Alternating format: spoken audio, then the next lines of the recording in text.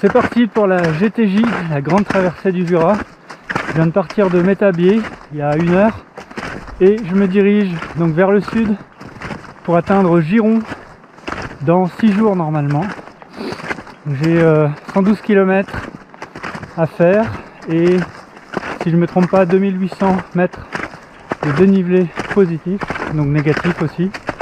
On arrive à peu près à la même altitude qu'à l'arrêt au départ. Donc là je suis parti en autonomie bivouac. J'ai 11 kg sur le dos, sans nourriture, sans eau. Donc en rajoutant un peu la nourriture et 1 litre d'eau dans la thermos, je suis à 14,5. J'ai une autonomie de 3 jours environ. Et donc je me ravitaillerai à peu près à mi-route aux Rousses, au gros village des Rousses. Il y a ce qu'il faut pour se ravitailler. Donc bivouac hivernal, minimaliste. Il va faire beau à peu près toute la semaine. Il y a du vent aujourd'hui, là je suis à l'abri dans la forêt, mais parce que c'est dur au départ. Et puis après normalement j'ai 6 jours de temps tout à fait correct. Donc voilà, je vais vous raconter un petit peu ce parcours, jour après jour, mes bivouacs dans la neige, dans la forêt. Et voilà, c'est parti.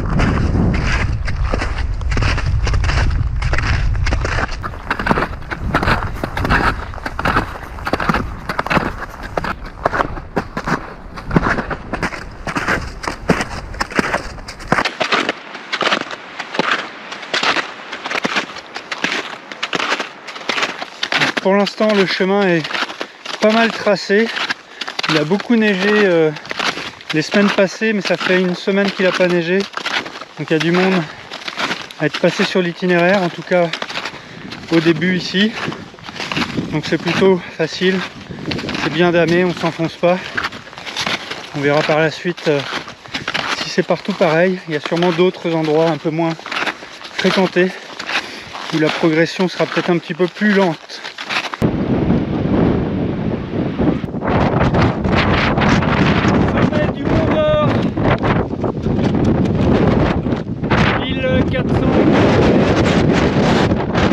Beaucoup de vent et il est 16h. Il est 16h, donc va falloir qu'on redescende pour trouver à l'abri du vent avant la nuit qui tombe vers 17h. J'ai encore 1 heure devant moi. Paysage magnifique à 60 degrés avec derrière moi tout le massif des Alpes. Trop beau.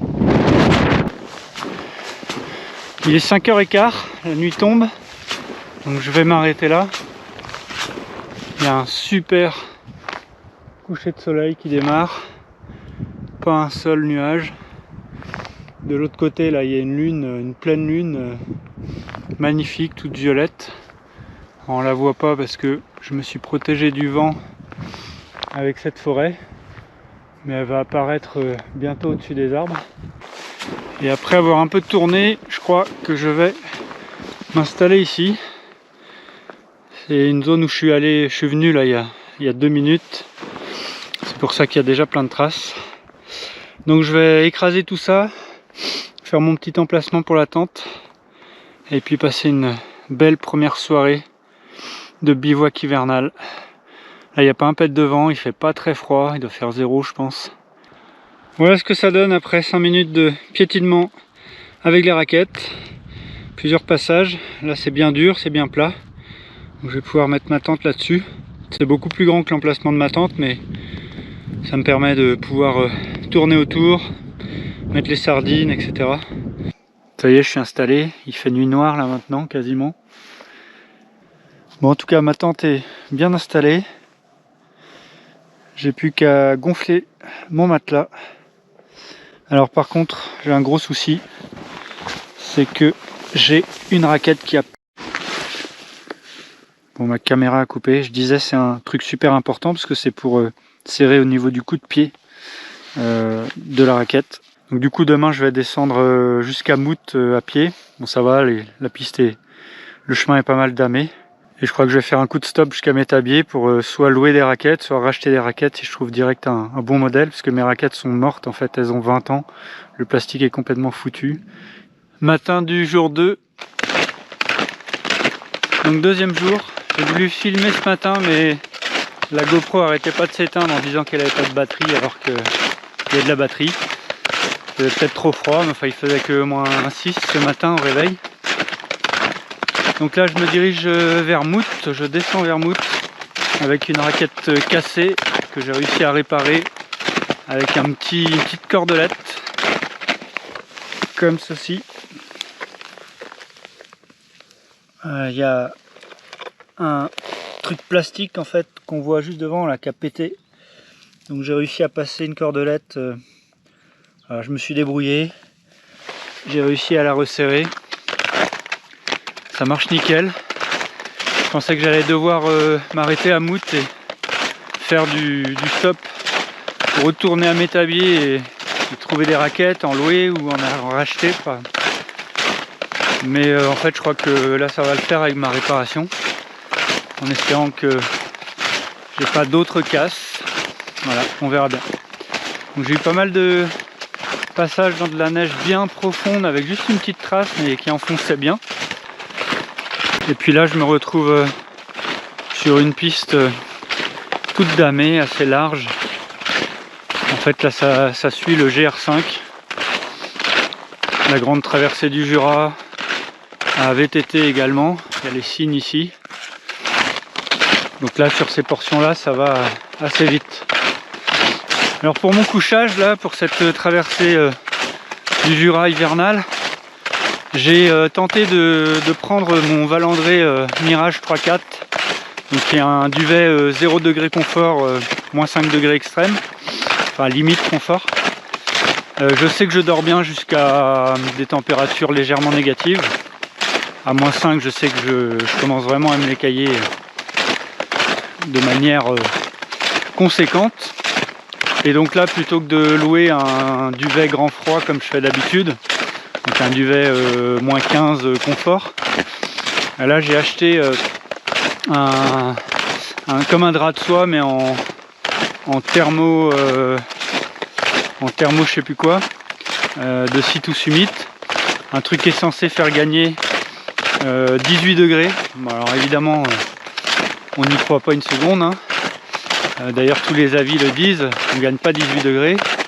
Donc j'ai mis ça dans mon duvet, ça fait gagner de la chaleur, hein. On sent que c'est un peu plus chaud.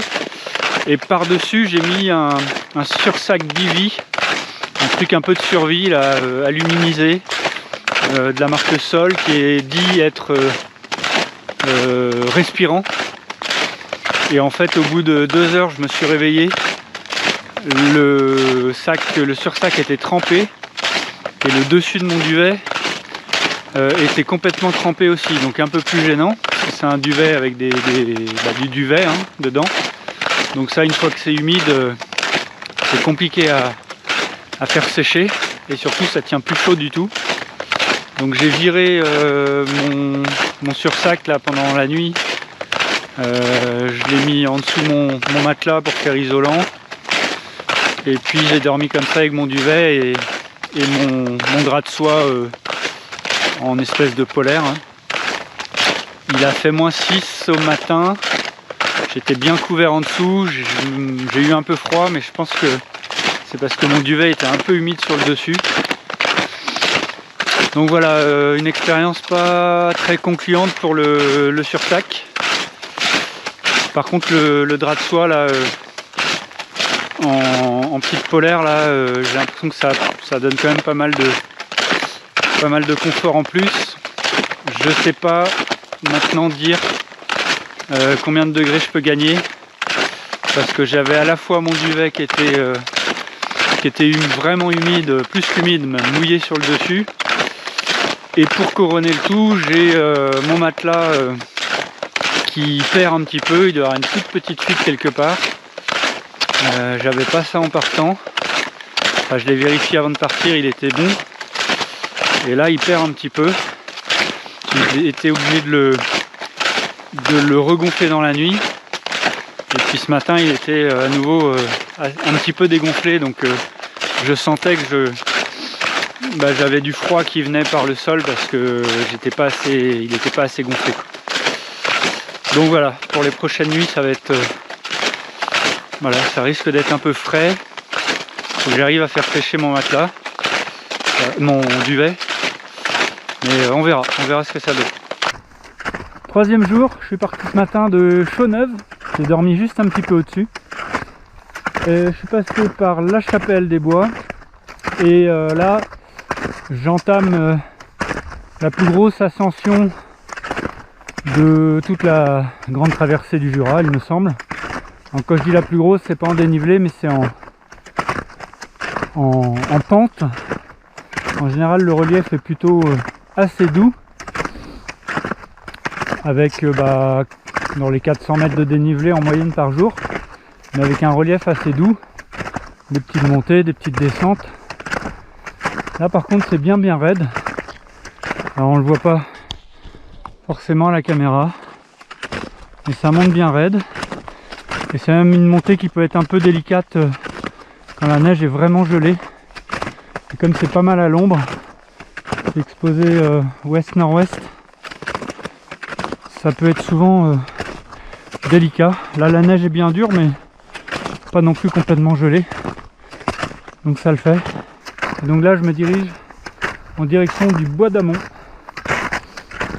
Les températures prévues pour cette nuit c'est -9 au Bois d'Amont.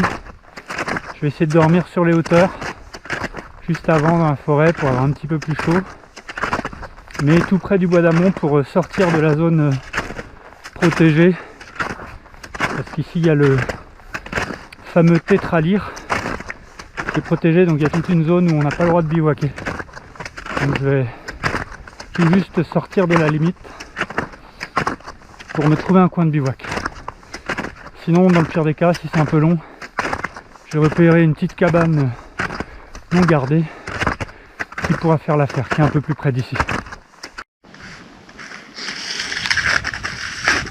Troisième bivouac en plein milieu de la forêt, au-dessus du Bois d'Amont. Alors là il fait -4 degrés au coucher du soleil, il doit faire -5 maintenant, et ils ont prévu -9 demain matin. Donc là ça va un peu plus cailler. Je me suis mis dans ma tente cette fois-ci. Là je suis vraiment dans la tente.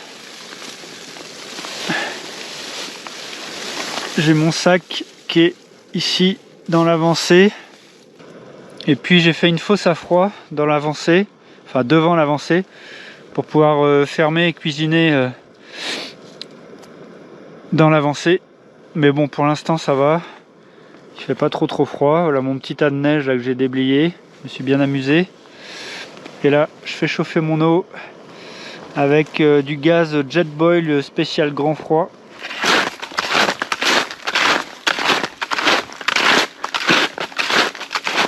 Ambiance plus hivernale ce matin, il fait -10, à tel point que la GoPro s'éteint.